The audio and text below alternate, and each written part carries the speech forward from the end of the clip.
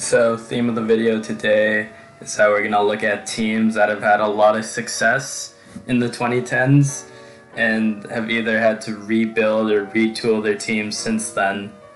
Some of these teams are struggling, some are exceeding expectations, but I think all three have a chance at making the playoffs this year, which would be huge for their franchise and their veteran players who have stayed loyal to them.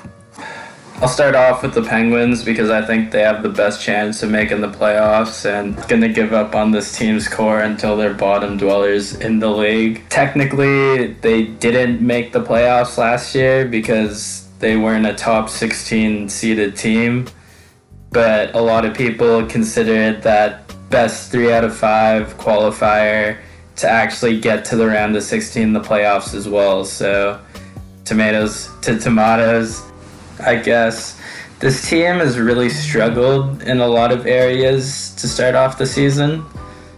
Like, they're 6-4 in their last 10, which isn't bad, but they've been up and down all season, haven't had that much consistency. And when you're in arguably the toughest division in hockey, with the Bruins, the Capitals, the Flyers, sorry, I'm drawing a blank. The Rangers are in that division too. The Islanders, that's the team I was thinking of.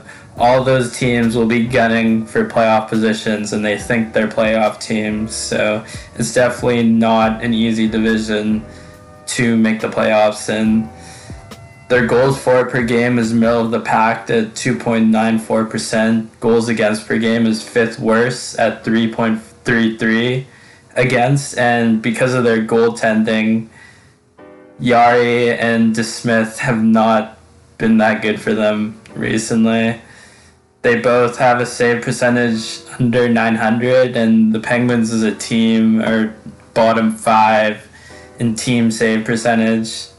A lot of people, me included, think that the Penguins' goaltending woes came from them deciding to move on from Fleury and sticking with Murray in that expansion draft. And then after sticking with Murray, they were really against the cap, so they had to trade him away for Gruden in a second, which isn't a bad return for him, but I feel like they've just been searching and jumping on whichever goalie's playing well, and they think he's going to be the guy, and that was kind of the case with Jari last season. He outperformed Murray, and they decided to make him the starter of the team, and he's struggled in that role.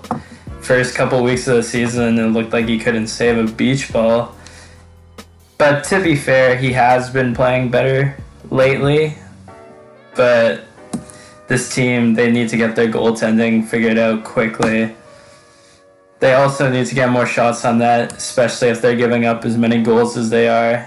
They're currently right under 30 shots per game at 29.6, and they gotta get that number well above 30. Their power play has been terrible this season, especially considering their top-heavy personnel. They're only at 15.1%, and PK is bottom 6 in the league when it was top 10 last season. Questions of how many NHL quality players on this team is a big one from both Penguins fans and the media there. And currently their bottom 6 has a combined 1,190 games of experience. There's a lot of questions still surrounding their D-core, as it has in past years, and how good this team's ceiling is defensively, because guys like Cody Ceci and Mike Matheson in your lineup aren't the most ideal. Now for the positives. I still believe in this group's veteran core, like I mentioned before, and with these veteran players, I think they can really propel these young guys and guys with less NHL experience coming up from the AHL to get better. And Crosby and Malkin are a big part of that. Whoever you pluck on the wing with those guys, they're going to produce, just because those two are such good players with high hockey IQ. I mean, look at what those guys have done for Getzel and Russ' career. both producing 16 and 15 points respectively this season.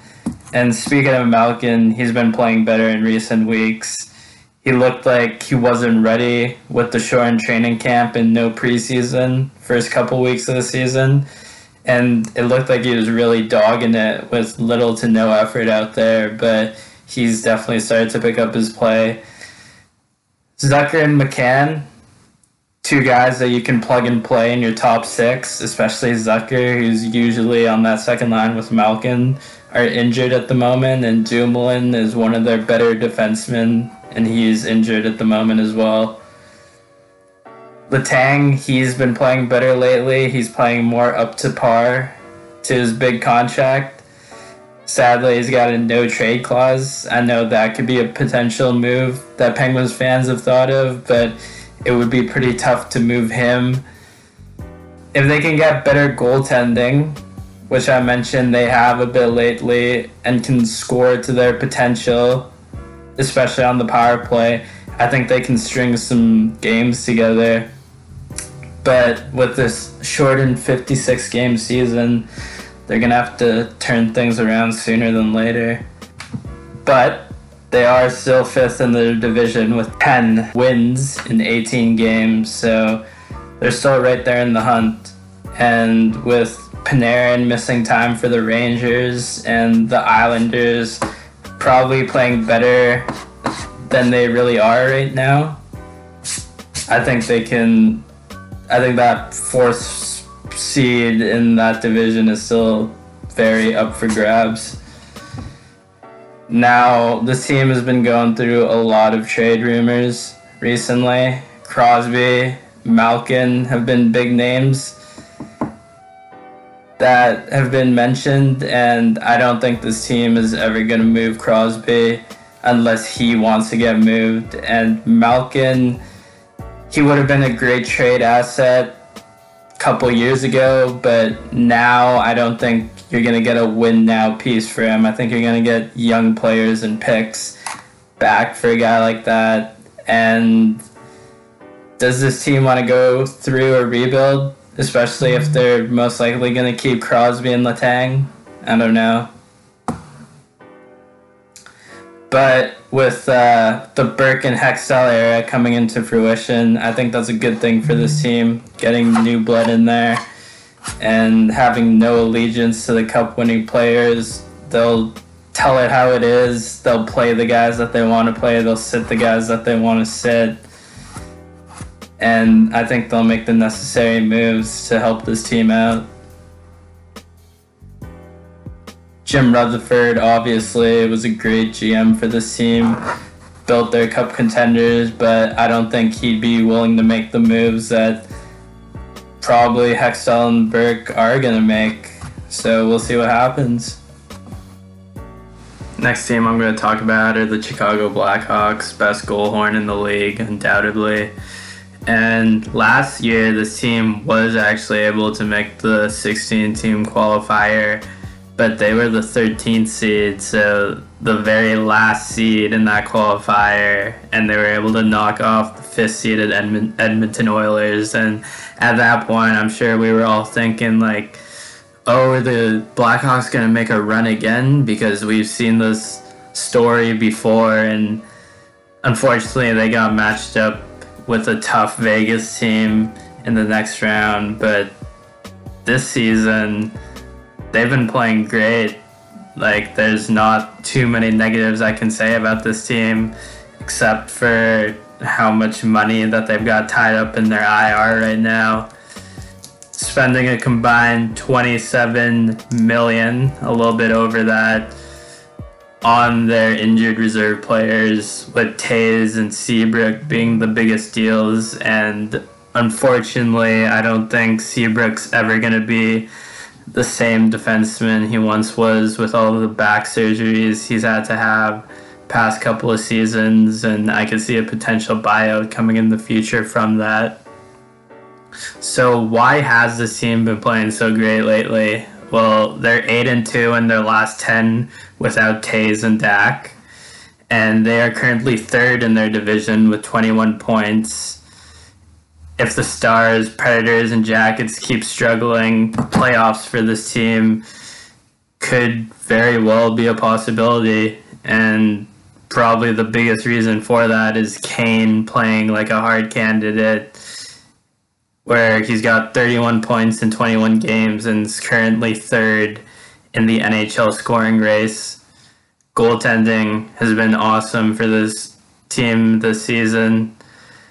I feel like this team almost had to play an aging Crawford for what he's done for the organization. But once he left and they were able to give the keys to Lehkonen, he's started off the season hot with a 9-3 record and a .921 save percentage, 2.59 goals against. And Malcolm Subban, he might have finally found a home. He showed some potential in Boston, but wasn't very consistent.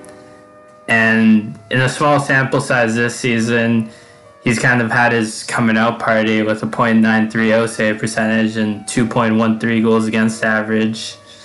And if the goaltending for this team can sustain, that's going to be huge for this team. The power play has been awesome. They're second in the league at 32.8%, and their PK is middle of the pack. So special teams has made a huge difference for this team. Their young studs are starting to develop, and they're playing hard. Guys like Dylan Strome and Kublak keep getting better. And yeah, I think their rebuild/retool is coming into fruition faster than even they expected it to. Really, like, we heard rumblings of Kane and Taves not being happy with the direction this team was going and the lack of communication between Bowman and them. But if this team can make the playoffs this year and be a steady playoff team for the next couple of years, I think Kane and Taves are going to retire Blackhawks, which is something Blackhawks fans want to see, obviously, and I think just NHL fans in general want to see, because they've meant so much to that city and team.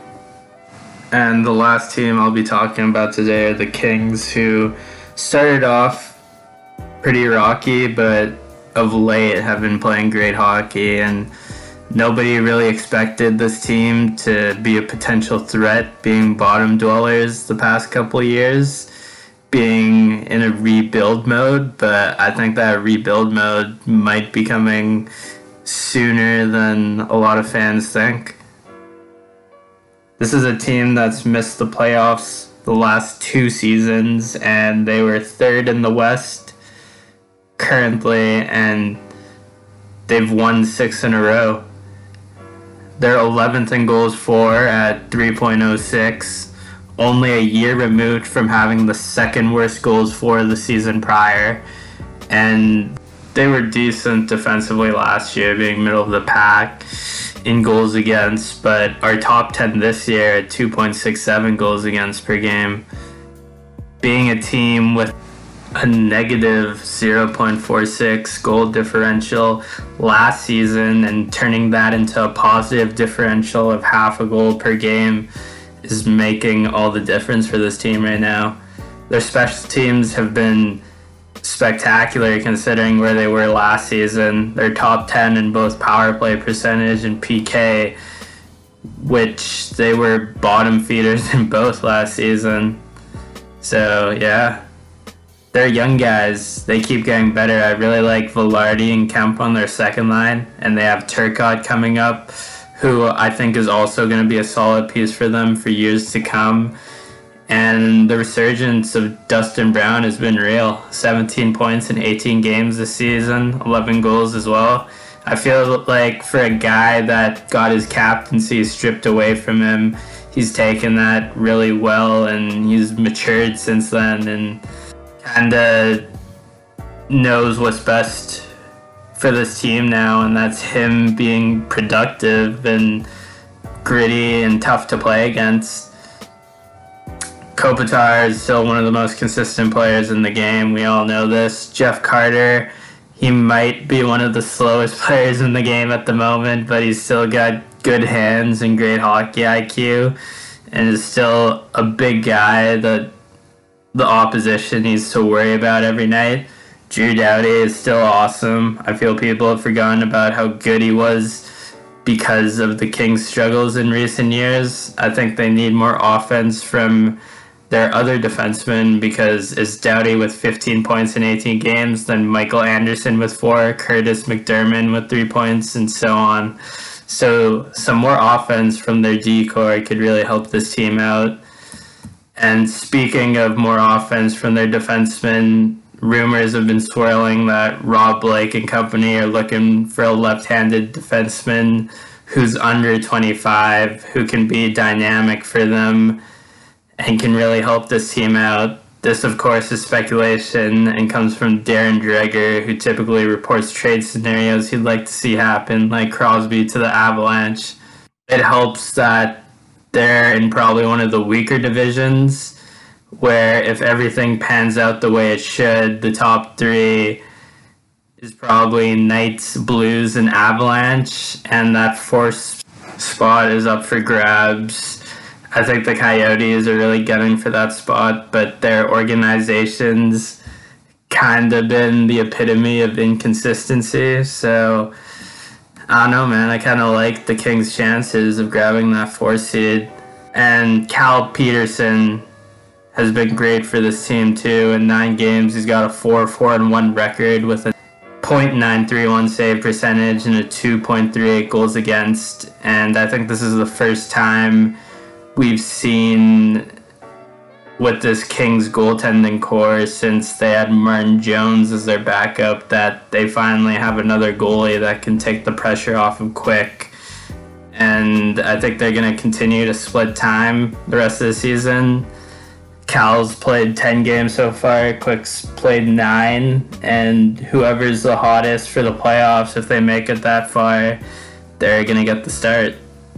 So yeah, these are 3 teams that are kind of going through a rebuild, retool era since their Stanley Cup days, and I think all 3 could potentially make the playoffs this season, but we'll have to see.